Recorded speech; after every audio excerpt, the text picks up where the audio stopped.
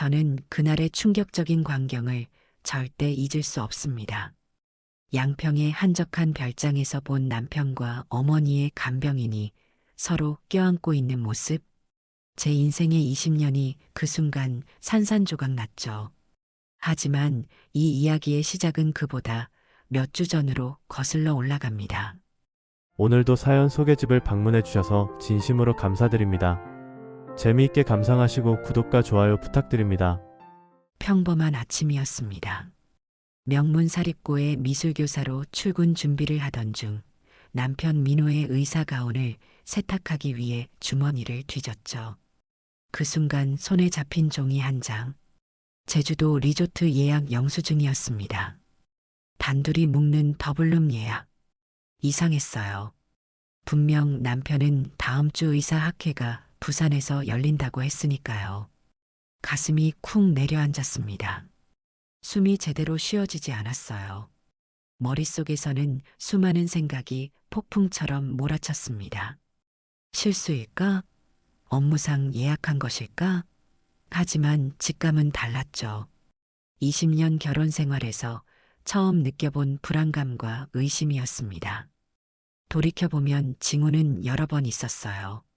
요즘 들어 갑자기 늘어난 야근, 주말마다 이어지는 응급수술, 전화가 오면 멀어져서 소곤거리는 대화, 화장실에서 몰래 받는 문자 메시지. 미처 눈치채지 못했던 변화들이 한순간의 의미를 가지며 제 머릿속에 퍼즐처럼 맞춰졌습니다. 오늘 늦어요. 병원에 응급 환자가 들어왔어. 남편의 문자에 저는 짧게 답장을 보냈습니다. 그리고 혼란스러운 마음을 진정시키기 위해 오랜 친구에게 전화를 걸었죠. 대학 시절 절친이자 이혼 전문 변호사인 윤지에게요. 지혜야, 시간 좀 낼 수 있을까? 급한 일이야. 1시간 후, 우리는 학교 근처 조용한 카페에서 만났습니다. 창가에 앉아 따스한 오후 햇살 아래 제 인생의 균열에 대해 이야기했죠. 지혜는 제 말을 진지하게 들었어요. 수연아, 너무 성급하게 결론 내리지 마. 증거가 필요해. 확실한 증거. 지혜의 조언은 명확했습니다. 감정이 아닌 사실을 바탕으로 행동하라는 것.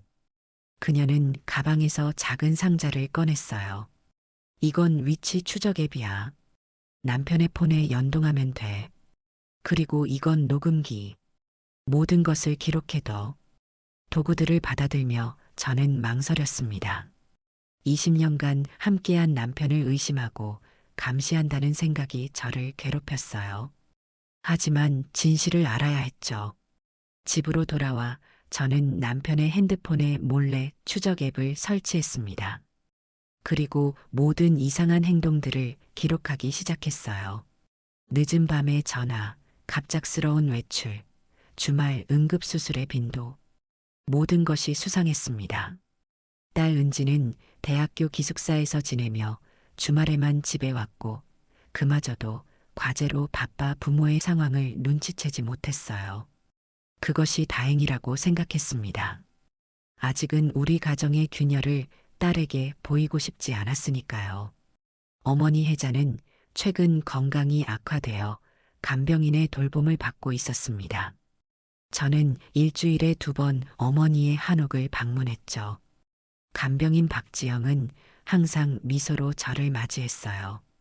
친절하고 헌신적인 모습이었습니다. 어머니도 지영을 무척 의지하는 듯 했어요.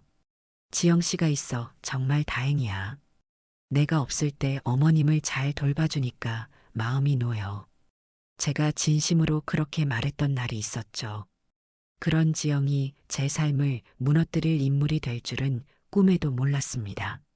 일주일 뒤 남편은 예정대로 짐을 쌌습니다. 부산 학회 다녀올게라는 말과 함께 집을 나섰죠.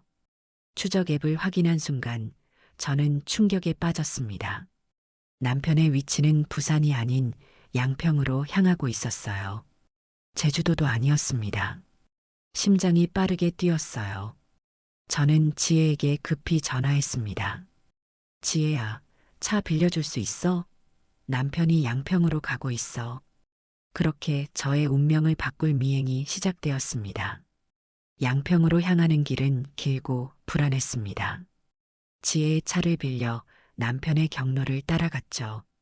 가을 햇살이 아름답게 비치는 풍경과는 대조적으로 제 마음은 어두웠어요. 손은 핸들을 잡고 있지만 머릿속은 온통 불안한 생각들로 가득했습니다. 혹시 오해면 어쩌지? 아니, 분명 뭔가 있을 거야. 스스로에게 속삭이며 용기를 내야 했어요. 내비게이션에 표시된 남편의 위치를 따라가니 한적한 별장 단지에 도착했습니다. 고급스러운 통나무 집들이 숲속에 자리 잡고 있었죠. 거리를 두고 주차한 후 쌍안경으로 상황을 지켜보기 시작했어요. 30분쯤 기다렸을까요? 멀리서 검은색 외제차 한 대가 별장으로 들어섰습니다. 차에서 내린 여자의 모습에 저는 숨을 멈췄어요. 믿을 수 없는 광경이었죠. 어머니의 간병인 박지영이었습니다. 그녀는 별장 문 앞에서 기다리고 있던 남편과 깊게 포옹했어요. 두 사람은 서로의 손을 잡고 별장 안으로 들어갔습니다. 그 순간 온몸에서 힘이 빠져나가는 느낌이었어요. 심장이 찢어지는 듯한 고통이 밀려왔습니다. 20년 결혼 생활이 제 눈앞에서 산산조각 나는 느낌이었죠. 애써 울음을 참으며 떨리는 손으로 사진을 찍었어요. 어떻게 남편이 어머니의 간병인과 불륜을 이해할 수 없었습니다. 지영은 매주 어머니의 집에서 마주치던 얼굴이었어요. 남편도 종종 저와 함께 어머니를 방문했었는데 그때 이미 두 사람은 생각만 해도 메스꺼워졌습니다. 창문을 통해 두 사람이 와인을 마시며 대화하는 모습이 보였어요. 한참을 지켜보다 문득 뒤를 돌아보니 누군가 저를 바라보고 있었습니다. 깜짝 놀라 쌍안경을 내렸어요. 제 제자 김태연이었습니다. 선생님, 여기서 뭐 하세요? 당황한 저는 말을 더듬었어요. 태연이, 너는 또 왜 여기? 아, 그냥 지나가다가. 미안해, 지금 바빠서. 급히 차 안으로 들어가 시동을 걸었습니다. 태연의 의아한 표정이 백미러에 비쳤지만 그땐 신경 쓸 여유가 없었어요. 그저 그 자리를 빨리 벗어나고 싶었죠. 차 안에서 저는 마침내 참았던 눈물을 터뜨렸습니다. 흐려진 시야로 운전하는 것이 위험해 노변에 차를 세우고 한참을 울었어요. 전화벨이 울렸습니다. 지혜였어요. 어떻게 됐어? 지혜야. 맞았어. 민호가 어머니 간병인이랑 말을 잇지 못하고 흐느꼈습니다. 지혜의 목소리가 침착하게 들려왔어요. 수연아, 당장 증거 확보해. 사진 찍었어? 녹음은? 더 많은 정보가 필요해. 감정에 휩쓸리지 마. 지혜의 조언은 매번 냉정했지만 그것이 지금 제게 필요한 것이었습니다. 눈물을 훔치며 심호흡을 했어요. 이제 돌아갈 시간이었죠. 그런데 문득 더 큰 의문이 들었습니다. 단순한 불륜일까? 아니면 더 큰 뭔가가 있는 걸까? 남편은 어머니의 병원 주치의이기도 했습니다. 최근 어머니의 건강이 급격히 나빠진 것이 떠올랐어요. 어머니의 값비싼 한옥과 화랑, 그리고 유명한 도예품들. 이상한 연결고리가 머릿속에서 형성되기 시작했습니다. 다음 날 용기를 내어 다시 양평으로 향했어요. 남편과 지영이 체크아웃하는 시간을 예상해 미리 도착했습니다. 이번에는 더 철저히 준비했어요. 같은 별장 단지 내 다른 객실을 당일 예약해 투숙객으로 위장한 채 두 사람을 관찰했죠. 두 사람이 테라스에 나와 대화하는 모습이 보였습니다. 저는 조심스럽게 녹음기를 작동시켰어요. 충분히 가까운 거리였죠. 몇 분간의 일상적인 대화 후 충격적인 내용이 들리기 시작했습니다. 혜자 여사의 상태가 더 나빠지고 있어. 곧 판단 능력을 완전히 잃을 거야. 지영의 목소리였습니다. 남편의 대답이 이어졌어요. 서류는 준비됐어? 한옥과 화랑 명의를 내 이름으로 바꾸는 건 급해. 걱정 마. 이미 대부분 처리했어.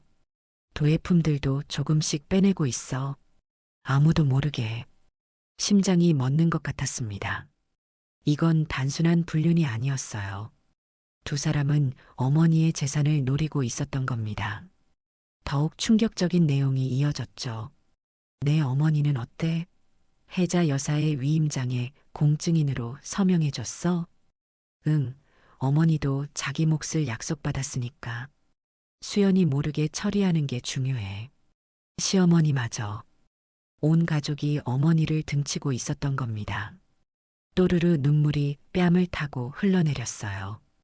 더 이상 듣기 힘들어 자리를 떠났습니다. 이제 모든 것이 명확해졌어요. 단순한 배신을 넘어선 잔인한 계획이었죠. 이건 범죄였습니다. 서울로 돌아오는 길, 복잡한 감정이 저를 덮쳤어요. 배신감, 분노, 두려움. 하지만 가장 큰 감정은 어머니에 대한 걱정이었습니다. 어머니는 지금 어떤 상황에 놓여 있는 걸까요? 서울로 돌아오자마자 지혜의 사무실로 향했습니다. 지혜는 녹음 내용을 듣고 창백해졌어요.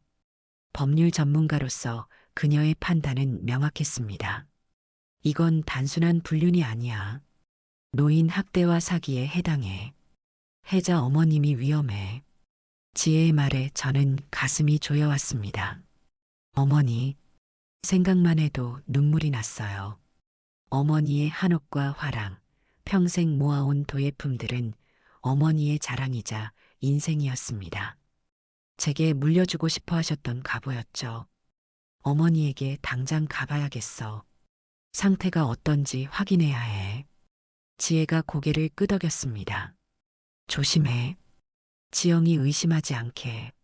더 많은 증거를 모아야 해. 어머니의 한옥으로 향하는 길은 길고 무거웠어요. 발걸음이 천근만근 같았습니다. 현관문을 열자 평소와 다른 정적이 저를 맞이했어요. 어머니? 안방에서 어머니 혜자가 나오셨습니다. 전에 봤을 때보다 훨씬 더 쇠약해 보였어요. 걸음걸이도 불안정했고 눈빛에는 생기가 사라져 있었습니다. 수연아, 오늘 온다고 연락 안 했잖니. 어머니의 목소리는 힘이 없었어요. 저는 어머니를 꼭 안았습니다. 평소보다 훨씬 더 말랐다는 느낌이 들었어요. 깜짝 방문이에요. 어머니, 건강은 어떠세요? 어머니는 한숨을 쉬셨습니다. 요즘 자꾸 기억력이 안 좋아지는 것 같아. 지영이가 치매가 심해지고 있다고 하더라. 저는 놀랐어요.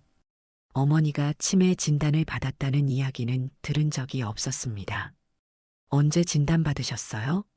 3개월 전쯤 지영이가 나를 데리고 병원에 갔었어. 제 심장이 미친 듯이 뛰기 시작했어요. 민호는 어머니의 주치의였고 그의 병원에서 어떤 진단이든 조작하는 건 어렵지 않았겠죠. 저는 어머니의 약병을 살펴보았습니다. 여러 약이 있었지만 라벨이 제대로 붙어 있지 않았어요. 몇 개를 주머니에 넣었습니다. 나중에 확인해 보기로 마음먹었죠. 어머니, 최근에 중요한 서류에 서명하셨어요? 부동산이나 통장 관련해서요. 어머니는 잠시 생각하더니 대답했어요. 그런 것 같기도 하고. 지영이가 내 재산 관리를 도와준다고 했어. 나이가 들면 이런 일은 젊은 사람에게 맡겨야 한다고. 가슴이 조여왔습니다. 어머니의 통장을 살펴보니 최근 몇 달간 큰 금액이 민호의 계좌로 여러 차례 이체된 기록이 있었어요. 이 돈은 어디로 간 거예요? 어머니는 혼란스러운 표정을 지었습니다. 민호가 은지 유학 준비한다고. 아니면 투자한다고 했던 것 같은데 잘 기억이 안 나네. 충격을 감추려 노력했어요.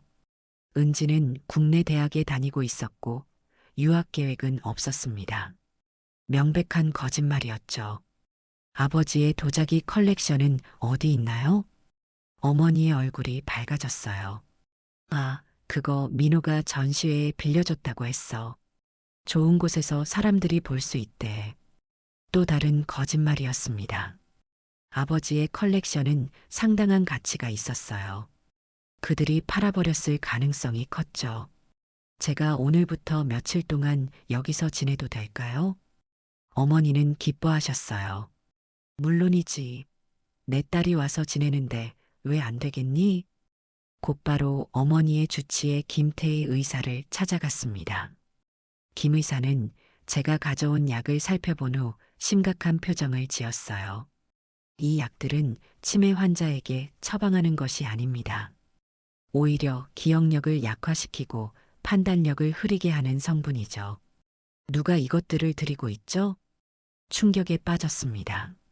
어머니의 간병인이요. 어머니가 치매 진단을 받았다고 했어요. 김 의사는 고개를 저었어요. 장 여사님은 경미한 인지 장애는 있지만 치매 진단을 받은 적이 없습니다. 최근 건강검진에서도 나이에 비해 상당히 건강하셨어요. 의심은 이제 확신이 되었습니다. 민호와 지영은 어머니에게 약을 먹여 판단력을 흐리게 한 후 재산을 빼앗고 있었던 것입니다. 김 의사의 진료실을 나온 저는 곧바로 지혜에게 전화했어요. 지혜야, 상황이 생각보다 심각해. 그들이 어머니에게 이상한 약을 먹이고 있어. 재산도 거의 다 빼돌린 것 같아.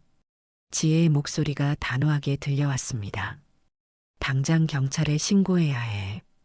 이건 명백한 범죄야. 그 전에 확실한 증거가 더 필요해. 내가 어머니 집에서 지내면서 상황을 더 파악할게. 어머니의 집으로 돌아온 저는 서재를 조사했어요. 서랍 깊숙한 곳에서 여러 부동산 서류를 발견했습니다. 한옥과 화랑의 명의가 지영의 이름으로 변경되어 있었어요. 이럴 수가. 분노와 슬픔이 뒤섞인 감정에 가슴이 미어졌어요. 어머니의 평생 노력이 이렇게 사기로 사라지다니. 더 충격적인 문서도 발견했습니다. 그것은 시어머니 강미숙이 공증인으로 서명한 위임장이었어요. 민호와 지영이 어머니의 재산을 공동으로 관리할 수 있도록 하는 내용이었죠. 모든 증거를 사진으로 찍어 지혜에게 보냈습니다. 이제 다음 단계를 계획해야 했어요. 지혜는 도움이 될 만한 사람을 소개해 주겠다고 했습니다. 카페에서 만난 사람은 금융범죄 전문 형사 이준호였어요. 놀랍게도 대학 시절 제 첫사랑이었던 그 사람이 맞았습니다. 세월이 흘러 더 성숙해진 모습이었죠. 오랜만이네, 수연아.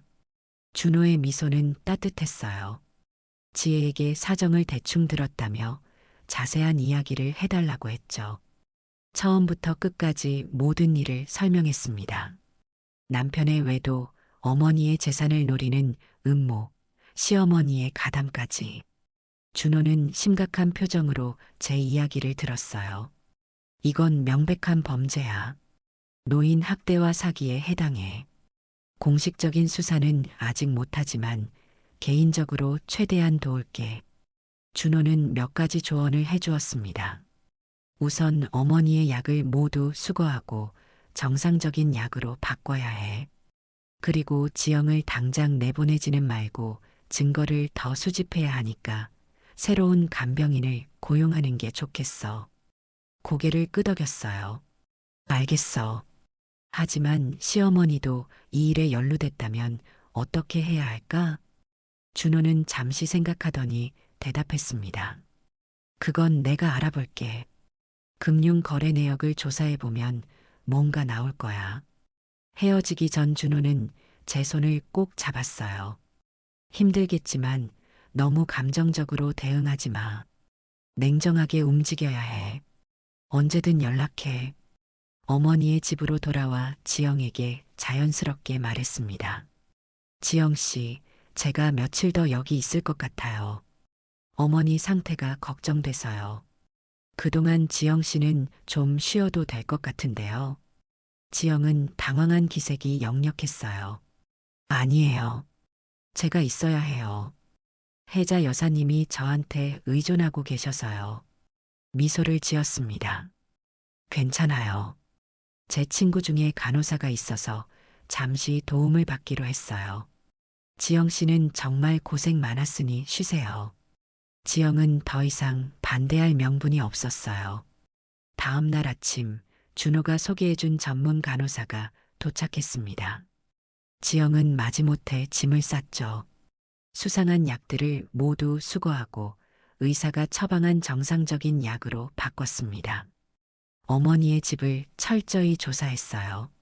서재의 서랍 깊숙한 곳에서 더 충격적인 서류를 발견했습니다. 그것은 어머니의 생명보험 수익자가 지영으로 변경된 증서였어요. 숨이 멎는 것 같았습니다. 이들의 계획은 단순히 재산을 빼돌리는 것을 넘어서 어쩌면 머릿속에 끔찍한 생각이 스쳤어요. 손이 떨려 준호에게 전화를 걸었습니다. 준호야, 더 심각한 증거를 찾았어. 어머니 생명보험 수익자가 지영으로 바뀌어 있어. 준호의 목소리가 긴박해졌어요. 절대 어머니 곁을 떠나지 마. 내가 지금 바로 갈게. 1시간 후 준호가 어머니의 집에 도착했습니다. 모든 증거를 함께 검토했어요. 준호는 심각한 표정으로 말했습니다. 수연아, 이건 단순한 사기를 넘어서 어쩌면 살인 미수일 수도 있어. 생명보험 변경, 건강 악화를 위한 약물 투여. 계획이 분명해 보여. 온몸에 한기가 느껴졌어요. 생각만 해도 끔찍했습니다. 어머니를 독살하려 했던 건가요? 준호는 계속해서 말했어요. 이제 경찰에 공식적으로 신고해야 할 것 같아. 그 전에 모든 증거를 완벽하게 정리하고 어머니를 안전한 곳으로 모시는 게 좋겠어. 고민했습니다. 아직은 너무 이르지 않을까? 민호가 의심할 거야. 그리고 딸 은지에게도 이 사실을 어떻게 말해야 할지. 준호는 고개를 끄덕였어요. 그럼 이렇게 하자. 우선 어머니의 건강을 회복시키는 데 집중하고 동시에 더 많은 증거를 모으자. 그리고 은지에게는 적절한 때가 오면 진실을 말해줘야 해. 그날 저녁 문득 창밖을 보니 누군가 집 앞에서 서성이는 모습이 보였습니다. 가까이 가보니 제 제자 태연이었어요. 태연아, 여기서 뭐 하는 거야? 태연은 어색하게 웃었습니다. 선생님, 양평에서 우연히 배웠던 일이 계속 신경 쓰여서요. 혹시 도움이 필요하신지 해서 놀랐어요. 태연이 여기까지 찾아올 정도로 걱정했다니. 잠시 고민하다가 태연을 안으로 초대했습니다.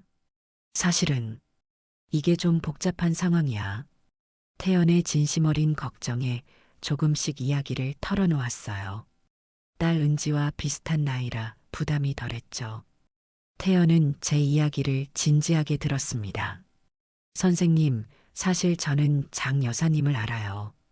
어릴 때 도예를 배우러 다녔거든요. 그리고 간병인 아르바이트 경험도 있어요. 제가 도울 수 있을 것 같아요. 의외의 제안에 잠시 당황했습니다. 하지만 지금은 모든 도움이 필요했어요. 태연의 제안을 받아들였죠. 고마워, 태연아. 하지만 위험할 수도 있어. 괜찮겠어? 태연은 단호하게 고개를 끄덕였습니다. 선생님께서 저를 항상 도와주셨잖아요. 이번엔 제가 도울 차례예요. 그렇게 태연은 낮에는 어머니를 돌보고 저는 학교에 출근하는 체제가 만들어졌어요.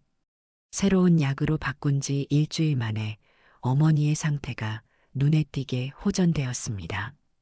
기억력도 조금씩 돌아왔고 정신도 또렷해지셨어요. 한편 민호는 점점 초조해하는 모습을 보였습니다. 매일 전화로 어머니의 상태를 물어보았죠. 저는 평소와 다름없이 행동하려고 노력했어요. 하지만 내면에서는 폭풍이 몰아치고 있었습니다. 수연아, 너 언제 집에 돌아올 거야? 은지도 주말에 오는데. 민호의 말에 잠시 망설였어요. 은지, 딸에게 언제 이 사실을 말해야 할까요? 아직은 때가 아니라고 생각했습니다. 조금만 더 있을게요. 어머니가 많이 좋아지고 있어요. 대화를 마치고 한숨을 쉬었어요. 이제 다음 단계를 준비해야 했습니다. 모든 증거를 모았고 어머니의 건강도 회복되고 있었어요. 이제 이들을 정면으로 마주할 시간이 다가오고 있었습니다. 준호와 지혜가 함께 방문했어요. 세 사람은 앞으로의 계획을 논의했습니다.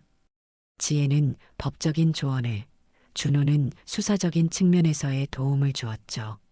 직접 대면하는 것이 가장 좋겠어. 모든 증거를 들이대고 자백을 받아내는 거야. 준호의 제안에 고개를 끄덕였습니다. 이제 용기를 내야 할 시간이었어요. 다음 날 준호의 도움으로 민호와 지영, 그리고 강미숙 시어머니 사이의 금융거래 내역을 확보했습니다. 정기적인 자금 흐름이 분명했어요. 지영이 어머니의 계좌에서 돈을 빼낸 후 그중 일부를 민호와 시어머니에게 나눠주는 패턴이 반복되고 있었습니다. 이게 바로 물적 증거야. 이걸로 그들을 몰아붙일 수 있어. 준호의 말에 조금은 안심이 되었어요. 증거는 충분했습니다. 하지만 마음속 깊은 곳에서는 여전히 두려움이 자리 잡고 있었죠. 민호와의 20년 결혼 생활, 그리고 딸 은지. 모든 것이 무너지는 순간을 어떻게 맞이해야 할까요? 태연은 매일 어머니와 함께 도예를 하며 치료적인 활동을 이어갔어요. 놀랍게도 어머니의 정신 상태가 급속도로 나아지고 있었습니다. 그리고 어느 날 충격적인 사실이 드러났어요.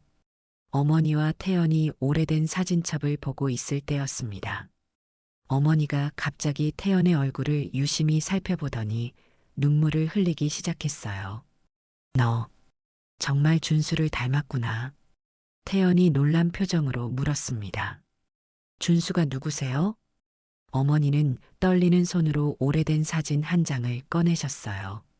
그곳에는 젊은 어머니와 한 남자가 함께 찍힌 사진이 있었습니다. 내 첫사랑이었어. 결국 부모님의 반대로 헤어졌지만 우리 사이에 아이가 있었단다. 입양 보냈지. 그 아이가 내 아버지일까? 충격적인 진실이 밝혀지는 순간이었어요. 태연이 어머니의 손자였던 겁니다. 태연도 눈물을 흘렸어요. 맞아요. 제 아버지는 입양하였어요. 돌아가시기 전에 생가를 찾아달라고 유언하셨죠. 그래서 선생님의 어머니를 찾아온 거예요. 모든 것이 이해되는 순간이었습니다. 모든 것이 이해되는 순간이었습니다. 태연이 저희 가족에게 접근한 이유, 도움을 자청한 이유가 다 여기에 있었어요. 복잡한 감정이 제 마음을 채웠습니다. 하지만 지금은 더 중요한 일에 집중해야 했어요. 준호와 지혜의 도움으로 계획을 세웠습니다. 어머니의 생일을 기념하는 특별한 저녁 식사를 고급 레스토랑에서 준비한다는 명목이었어요. 민호, 지영, 시어머니, 그리고 은지까지 모두 초대하기로 했습니다. 그 전에 가장 어려운 일이 남았어요. 딸 은지에게 진실을 말해야 했습니다. 주말에 집에 온 은지를 앉혀놓고 모든 이야기를 시작했어요. 은지야, 엄마가 너에게 말해야 할 게 있어. 처음에 은지는 믿지 않았어요. 대학에서 공부하느라 바쁜 나날을 보내던 은지에게 이 모든 일은 너무 충격적이었죠. 아빠가 그럴 리가 없어요. 분명 오해가 있을 거예요. 하나씩 증거를 보여주었습니다. 사진, 녹음, 금융거래 내역. 은지의 표정이 점점 어두워졌어요. 아빠가 어떻게 이럴 수가. 은지의 눈에 눈물이 고였습니다. 아이를 꼭 안아주었어요. 이건 은지의 잘못이 아니었으니까요. 이건 너의 잘못이 아니야. 엄마는 언제나 내 편이야. 은지는 결심했어요. 저도 내일 자리에 함께 할게요. 진실을 마주할 준비가 됐어요. 다음 날 모든 준비가 끝났습니다. 준호는 레스토랑 근처에서 대기하기로 했고, 지혜는 저와 함께 자리에 참석하기로 했어요. 모든 증거는 태블릿에 정리해 놓았고 자백을 받기 위한 녹음 장치도 준비했습니다. 태연은 어머니와 함께 먼저 레스토랑에 도착했어요. 이제 어머니는 자신에게 무슨 일이 있었는지 알고 있었습니다. 충격적이었지만 진실을 아는 것이 회복의 시작이라고 생각했어요. 긴장된 마음으로 레스토랑에 들어섰습니다. 오늘 모든 것이 결정될 것이었어요. 고급 레스토랑의 분위기는 우아했지만 제 마음은 폭풍 전야처럼 무거웠습니다. 프라이빗 룸에 자리를 잡고 모두가 도착하기를 기다렸어요. 어머니는 조용히 앉아 계셨고 태연은 그 옆에서 어머니의 손을 잡고 있었습니다. 지혜도 이미 도착해 있었죠. 민호와 시어머니가 함께 도착했어요. 민호는 어머니와 태연을 보고 약간 놀란 듯 했지만 태연을 제자로만 알고 있었기에 특별히 의심하지는 않았죠. 은지도 곧 도착했습니다. 우리 딸은 아버지를 보고도 평소와 다름없이 행동하려 노력했어요. 마지막으로 지영이 왔습니다. 그녀는 어머니와 태연을 보자 당황한 기색이 역력했어요. 지영 씨도 왔네요. 어서 오세요. 저는 미소 지었습니다. 지영은 어색하게 자리에 앉았어요. 테이블에는 이상한 긴장감이 감돌았습니다. 오늘 이 자리에 모두를 초대한 특별한 이유가 있습니다. 제 목소리는 흔들림 없이 단호했어요. 메인 코스가 나오고 와인이 한 잔씩 채워졌을 때 저는 자리에서 일어났습니다. 어머니의 생신을 축하하는 것도 있지만 더 중요한 이유는 진실을 밝히기 위해서입니다. 태블릿을 꺼내 테이블 중앙에 놓았어요. 모두 이 사진들을 봐주세요. 화면에는 양평 별장에서 찍은 민호와 지영의 사진이 떴습니다. 민호의 얼굴이 창백해졌어요. 지영은 당황한 기색이 역력했습니다. 이건, 민호가 말을 더듬었어요. 저는 계속해서 증거를 보여주었습니다. 녹음된 대화, 변경된 부동산 서류, 어머니의 약 성분 분석 결과까지. 당신들은 단순히 불륜을 저지른 것이 아니라 어머니의 재산을 노리고 계획적으로 접근했죠. 목소리는 차가웠습니다. 어머니에게 이상한 약을 먹여 판단력을 흐리게 하고 재산을 빼앗으려 했습니다. 시어머니가 자리에서 벌떡 일어났어요. 이게 무슨 소리야? 미쳤니? 시어머니를 바라보았습니다. 어머님도 이 계획에 가담하셨죠? 이 위임장에 공증인으로 서명하신 분이 바로 어머님이십니다. 위임장 사본을 테이블 위에 올려놓았어요. 시어머니의 얼굴이 굳어졌습니다. 민호가 마지막 발버둥을 쳤어요. 이건 다 오해야. 내가 설명할 수 있어. 고개를 저었습니다. 더 이상의 거짓말은 필요 없어요. 이 자리에는 민호 씨가 모르는 손님이 한 분 더 계세요. 제 신호에 레스토랑 입구에서 대기하고 있던 준호가 나타났어요. 그리고 놀랍게도 민호의 병원장도 함께였습니다. 이분은 금융범죄수사팀의 이준호 형사님이시고 저분은 민호 씨가 잘 아시는 김민철 원장님이십니다. 민호의 얼굴이 백지장처럼 변했어요. 그의 의사 경력이 위태로워진 것이었죠. 차분하게 말을 이어갔습니다. 두 가지 선택지가 있어요. 지금 모든 것을 인정하고 어머니의 재산을 원상복구하거나 아니면 법정에서 만나는 것이죠. 레스토랑의 분위기는 얼어붙었어요. 민호, 지영, 그리고 시어머니는 창백한 얼굴로 제 말을 듣고 있었습니다. 은지는 아버지를 바라보며 실망감을 감추지 못했어요. 아버지, 정말 이런 일을 하신 거예요? 은지의 목소리가 떨렸습니다. 민호는 딸의 눈을 피했어요. 그토록 자랑스러워하던 딸 앞에서 초라해진 자신의 모습을 직시할 용기가 없었나 봅니다. 은지야, 이건 다 너의 미래를 위한 거였어. 내가 해외 유학을 가려면 많은 돈이 필요했고 은지가 테이블을 세게 내리쳤어요. 물잔이 흔들리며 물이 테이블 위로 쏟아졌습니다. 거짓말하지 마세요. 저는 유학 갈 계획도 없었고 할머니의 돈이 필요하지도 않았어요. 아버지는 그저 자신의 탐욕을 정당화하려고 저를 이용하고 있어요. 레스토랑의 다른 손님들이 우리 테이블을 쳐다보기 시작했지만 이제 아무도 신경 쓰지 않았어요. 어머니 혜자는 충격에 빠져 있었습니다. 어머니의 손은 떨렸고 눈에는 배신감의 눈물이 고였어요.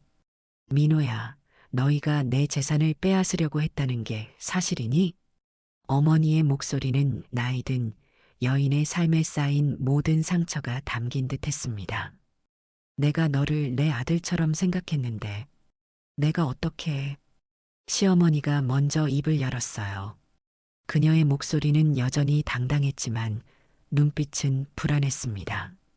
혜자, 오해하지 마. 우리는 그저 너를 도우려고 했을 뿐이야. 나이가 들면 재산 관리는 젊은이들이 해야 하는 법이지. 차갑게 말했습니다. 어머니에게 이상한 약을 먹이고 판단력을 흐리게 한 것도 도우려고 한 거였나요? 어머니의 건강을 해치면서 지영이 마침내 입을 열었어요. 그녀의 눈에는 공포가 서려 있었습니다. 그건 민호 씨의 생각이었어요. 저는 그저 시키는 대로. 처음에는 단순한 관계였는데 민호 씨가 혜자 여사님의 재산에 대해 말하기 시작하면서 민호가 지영을 노려보았어요. 그의 눈에는 분노와 배신감이 가득했습니다. 뭐라고? 약은 내가 준비한 거잖아. 모든 계획도 내가 세운 거고. 두 사람 사이의 균열이 시작되었어요. 서로를 비난하기 시작한 것이죠. 그들의 음모는 이제 무너져 내리고 있었습니다. 준호가 앞으로 나섰어요. 그의 목소리는 단호했지만 차분했습니다. 강민호 씨, 박지영 씨, 그리고 강미숙 여사님, 지금 상황에서 가장 현명한 선택은 자백하고 협조하는 겁니다. 노인 학대와 사기는 중범죄입니다. 김 원장이 민호를 실망스럽게 바라보았어요. 그의 눈에는 오랜 동료에 대한 배신감이 서려 있었습니다. 민호 교수, 이런 일이 있었다니 정말 유감입니다. 병원의 명예를 생각해서라도 책임 있는 행동을 하셔야겠습니다. 병원 윤리위원회에 이 사안을 보고해야 할 것 같군요. 민호의 얼굴에서 마지막 혈색마저 사라졌어요. 의사직은 그의 인생에서 가장 소중한 것이었습니다. 그것마저 잃게 된다면 그에게 남는 것은 아무것도 없을 것이었죠. 어머니가 갑자기 가슴을 부여잡고 신음했어요. 가슴이 아파. 어머니의 얼굴이 창백해졌습니다. 놀라서 어머니에게 달려갔어요. 어머니, 어떻게 된 거예요? 어머니에게 급히 물 한 잔을 건네고 등을 토닥였습니다. 다행히 심각한 상황은 아니었어요. 너무 큰 충격을 받으신 거죠. 괜찮아요, 어머니. 제가 여기 있어요. 어머니는 눈물을 흘리며 말씀하셨어요. 내가 평생 모은 재산인데, 내 사위와 간병인, 심지어 내 친구까지. 시어머니는 어머니의 상태를 보고도 아무런 반응이 없었어요. 그녀의 눈에는 오직 자신의 상황에 대한 걱정만 있었습니다. 이런 일이 알려지면 우리 가문의 체면이 말이 아니게 될 텐데. 차갑게 시어머니를 바라보았습니다. 체면이요? 지금 그게 문제인가요? 어머님은 평생 체면만 중요시하셨죠. 아들의 잘못도 손녀의 마음도 보지 못하고 오직 체면.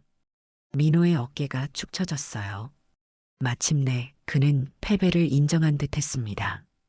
목소리는 이제 속삭임에 가까웠어요. 미안해. 모두에게 정말 미안해. 하지만 저는 더 이상 그의 사과에 마음이 움직이지 않았습니다. 20년의 세월과 신뢰가 모두 무너진 지금, 단순한 미안해라는 말이 무슨 의미가 있을까요? 감정을 억누르며 말했어요. 사과보다는 행동이 필요해요. 모든 재산을 원상복구하고 어머니께 진정으로 사과하세요. 그리고 은지에게도. 그 아이는 평생 당신을 존경해 왔어요. 시어머니는 여전히 버티고 있었습니다. 그녀의 목소리에는 도끼가 서려 있었어요. 이런 식으로 가족을 모욕하다니. 너는 더 이상 내 며느리가 아니야. 우리 가문의 수치야. 쓴웃음을 지었습니다. 제 눈에는 이제 슬픔보다는 단단한 결의가 보였어요. 저도 더 이상 어머님의 며느리가 되고 싶지 않아요. 민호 씨와의 이혼도 진행할 예정이에요. 20년이면 충분히 길었네요. 지영은 결국 모든 것을 털어놓았습니다.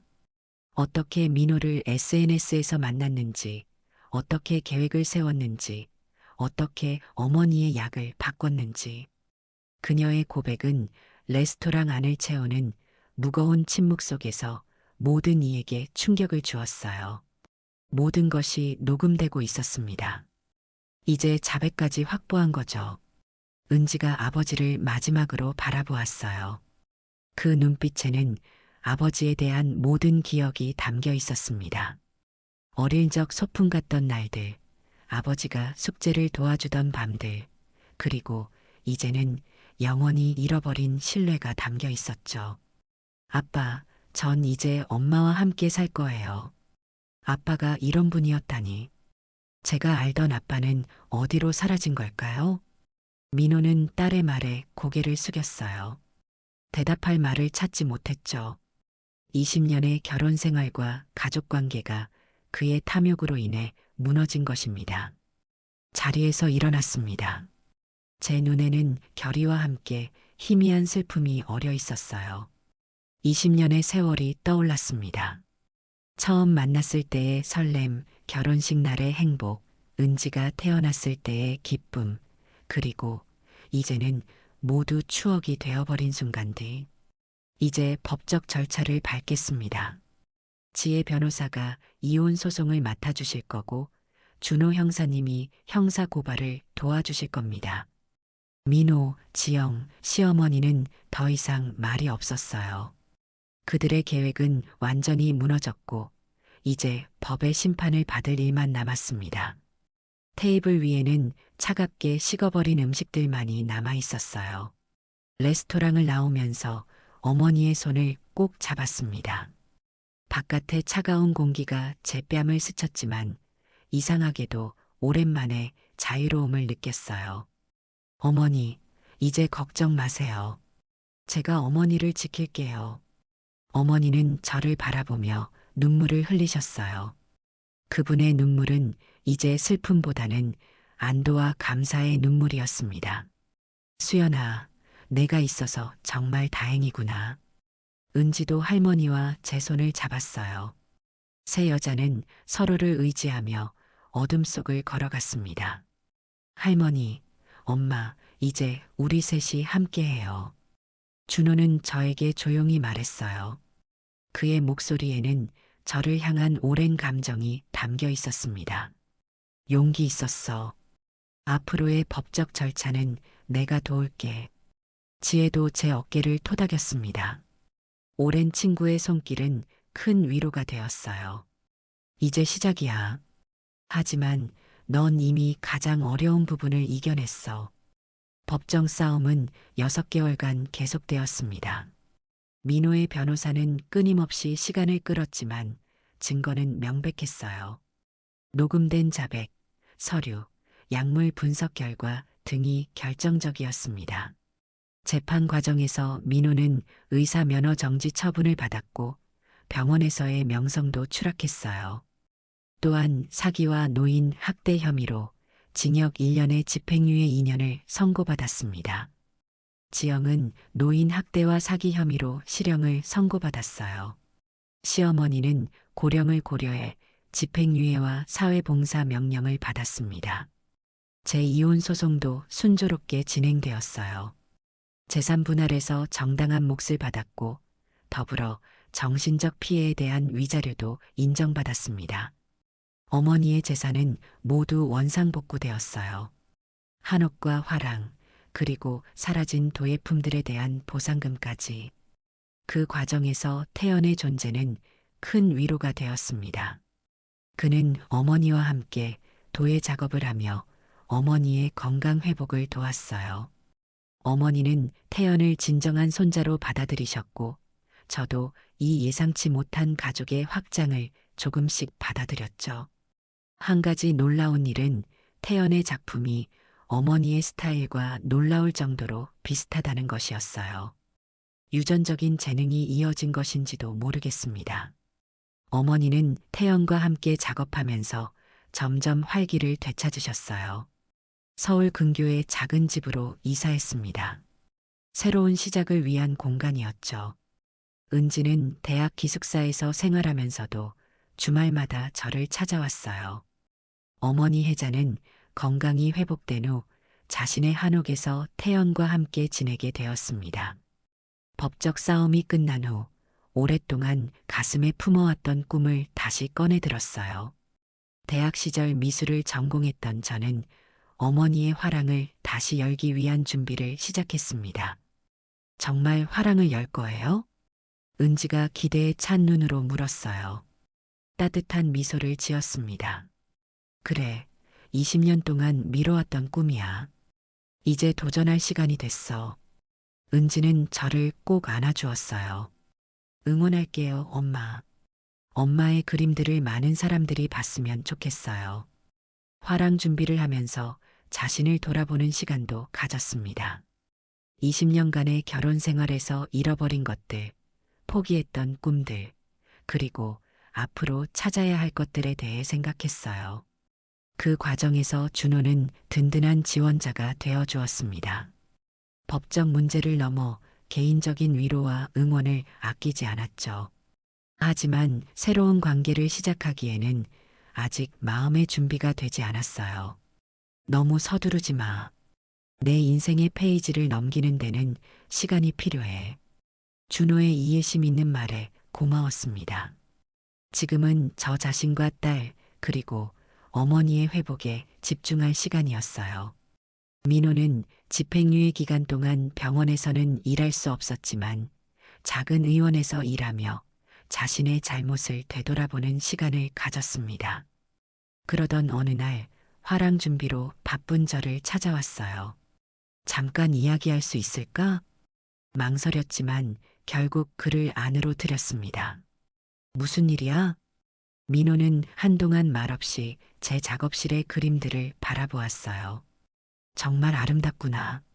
내가 이런 재능이 있었는데, 내가 그동안 얼마나 무시했는지 담담하게 대답했습니다.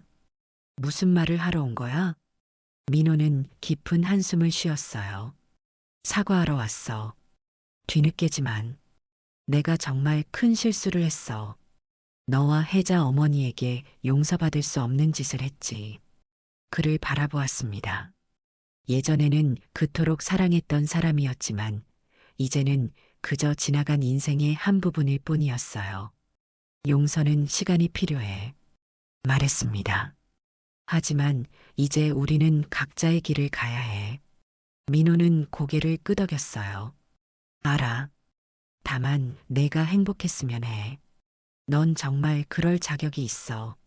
민호가 떠난 후 복잡한 감정을 안고 창가에 섰습니다. 분노, 슬픔, 그리고 이상하게도 일종의 해방감까지. 민호의 사과가 모든 것을 바꿀 수는 없었지만 과거를 조금 더 내려놓는데 도움이 되었어요. 1년이 지났습니다. 어머니의 화랑을 재개장하는 날이었어요. 제 미술 작품과 태연의 도예 작품을 함께 전시하기로 했습니다. 상처와 치유라는 주제의 전시회였죠. 화랑 안에는 수많은 방문객들이 북적였어요. 예상보다 훨씬 많은 사람들이 와주셔서 감동이었습니다. 제 작품들은 깊은 감정과 성찰을 담고 있어 사람들의 마음을 사로잡았어요. 특히 상처에서 피어나는 희망을 표현한 연작은 많은 이들의 공감을 얻었습니다. 이 그림들에는 단순한 아름다움을 넘어선 뭔가가 있어요. 한 방문객이 감탄했어요. 마치 화가의 영혼이 담긴 것 같아요. 어머니 혜자는 딸의 성공에 눈물을 흘리셨습니다. 수연아, 이렇게 멋진 재능을 가지고 있었는데 그동안 묻어두다니. 어머니의 손을 꼭 잡았어요. 이제 시작이에요. 앞으로 더 많은 작품을 만들 거예요. 은지는 친구들을 데리고 와서 자랑스럽게 저를 소개했습니다. 이분이 제 어머니세요. 아시다시피 대학에서 미술을 전공하셨고, 이제야 본인의 꿈을 다시 찾으셨죠. 준호도 물론 그 자리에 있었어요. 그는 자랑스러운 표정으로 제 성공을 지켜보았습니다. 내가 말했지? 내가 해낼 거라고. 화랑 한편에는 새로운 시작이라는 이름의 작은 모임 공간을 마련했어요. 비슷한 경험을 가진 사람들이 모여 이야기를 나누고 미술 치료를 통해 서로를 지지하는 커뮤니티였죠. 저의 경험이 다른 이들에게 위로와 용기가 되길 바랐습니다. 전시회 이후 저의 작품은 예상보다 큰 관심을 받았어요. 지역 신문에 소개되었고 여러 미술 애호가들이 작품 구매 의사를 밝혔습니다. 제 이야기와 작품에 담긴 진정성이 사람들의 마음을 움직인 것이었죠. 시간이 흐르면서 저는 자신의 경험을 다른 사람들과 나누기 시작했어요. SNS에 저의 이야기를 공유했고 비슷한 경험을 한 여성들에게 용기와 희망을 주었습니다. 당신의 이야기를 읽고 저도 용기를 냈어요. 한 여성이 메시지를 보냈어요. 15년간의 불행한 결혼 생활을 끝내고 제 삶을 찾아가고 있습니다. 이런 반응에 힘입어 미술 치료 프로그램을 확장했습니다. 가정폭력 쉼터와 협력하여 피해 여성들을 위한 무료 미술 수업을 진행하기도 했어요. 내면의 상처를 표현하고 치유하는 과정에서 미술이 큰 역할을 한다는 것을 알게 되었죠. 어머니 혜자의 건강도 완전히 회복되었습니다. 이제는 간호사 없이도 혼자 생활할 수 있을 정도였어요. 어머니는 태연과 함께 도예를 가르치며 새로운 활력을 찾았고 전통 도예의 가치를 알리는데 힘쓰셨습니다. 은지는 대학에서 심리학을 공부하기 시작했어요. 미술 치료사가 되어 저와 비슷한 길을 걷고 싶다고 했죠.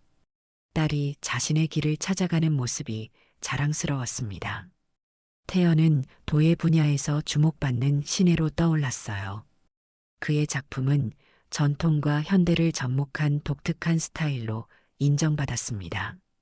어머니의 손자로서 가족의 예술적 유산을 이어가는 모습이 보기 좋았어요. 화랑 오픈 1주년을 맞아 특별한 전시회를 준비했습니다. 회복의 여정이라는 제목의 이 전시회는 저의 1년간의 변화와 성장을 담은 작품들로 구성되었어요. 개막식 날 많은 손님들 앞에서 소감을 나누었습니다. 1년 전 제 인생이 무너졌다고 생각했어요. 20년의 결혼 생활이 끝나고 모든 것을 다시 시작해야 했죠. 하지만 지금 돌이켜보면 그때의 위기가 오히려 제 인생을 바꾸는 전환점이 되었습니다. 제 이야기를 듣기 위해 모인 사람들 중에는 비슷한 경험을 가진 여성들도 많았어요. 그들에게 저는 희망의 상징이었죠. 오늘 이 자리에 함께 해주신 모든 분들께 감사드립니다. 특히 저의 어머니, 딸 은지, 그리고 항상 곁에서 지지해준 지혜와 준호에게 깊은 감사를 전합니다. 잠시 숨을 고르고 말을 이어갔어요. 인생은 예상치 못한 방향으로 흘러갈 수 있습니다. 때로는 우리가 의지했던 사람에게 가장 큰 상처를 받기도 하죠.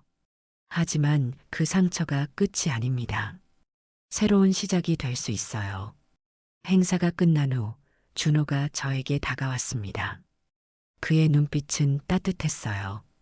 수연아, 1년 전 내가 얼마나 용기 있었는지 아직도 생각나. 이제 어떤 기분이야? 미소를 지었어요. 처음보다 훨씬 강해진 느낌이야. 내가 미처 몰랐던 강인함을 발견한 것 같아. 준호는 제 손을 잡았습니다. 이제 우리 시작해볼까? 내가 기다려왔던 거 알잖아. 가슴이 따뜻해졌어요. 이제 새로운 관계를 시작할 준비가 된 것 같았습니다. 그래, 이제 시작할 수 있을 것 같아. 그날 저녁 어머니, 은지, 태연, 그리고 준호와 함께 어머니의 한옥에서 작은 파티를 열었어요. 가족과 친구들이 함께 모인 자리에서 저는 감사함을 느꼈습니다. 창밖으로 달빛이 한옥마당을 비추고 있었어요. 마치 새로운 시작을 축복하는 듯 했죠. 우리 모두 과거의 상처를 딛고 새로운 삶을 시작할 수 있어요. 중요한 건 지금 그리고 앞으로입니다. 그 말과 함께 우리는 서로를 바라보며 미소 지었습니다. 이제 저는 두려움 없이 앞으로 나아갈 수 있었어요. 상처는 여전히 있지만 그것은 이제 저를 더 강하게 만드는 흔적일 뿐이었습니다. 준호의 손을 잡으며 생각했어요. 우리는 함께해요. 앞으로도 계속 어둠 속에서도 새로운 빛을 발견할 수 있다는 것. 그것이 제가 깨달은 가장 큰 교훈이었습니다. 제 인생의 새로운 장이 시작되고 있었어요. 여러분의 시간을 함께 해주셔서 감사합니다. 오늘 영상이 도움이 되셨거나 감동을 주었다면 구독과 좋아요 버튼을 눌러주세요. 알림 설정을 해두시면 새로운 감동 스토리를 가장 먼저 만나보실 수 있습니다. 댓글로 여러분의 소중한 의견과 경험도 나눠주세요. 여러분의 응원이 더 좋은 콘텐츠를 만드는 원동력이 됩니다. 다음 영상에서 더 멋진 이야기로 다시 찾아뵙겠습니다. 항상 행복하세요.